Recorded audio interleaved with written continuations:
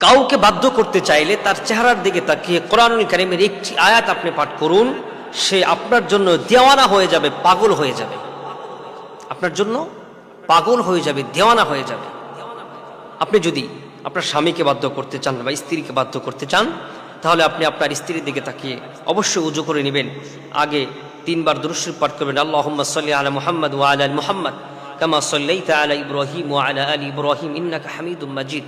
আল্লাহুম্মা বারিক আলা মুহাম্মাদ ওয়া আলা আলি মুহাম্মাদ কামা বারাকতা আলা ইব্রাহিম ওয়া আলা আলি ইব্রাহিম ইন্নাকা হামিদুম মাজিদ। এই দুরূদ ইব্রাহিম 3 বার আগে পাঠ করবেন। এরপরে কোরআনুল কারীমের সূরা ফাতিরের 22 নম্বর আয়াতের একটু অংশ, ইন্নাল্লাহা ইসমিউ মান ইয়াশা, ইন্নাল্লাহা ইসমিউ মান ইয়াশা, এই আয়াতে কারিমা তিলাওয়াত করে 21 বার পাঠ করে এবং এরপরে 3 বার দুরূদ ইব্রাহিম পাঠ করে আপনি আপনার ভালোবাসার মানুষের চেহারার দিকে ফু দেন।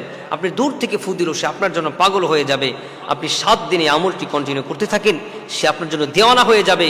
সে আপনাকে ছাড়া কিছুই বুঝবে না, শুধু সে তার দিনের ভিতরে শুধু আপনি আর আপনিই থাকবে।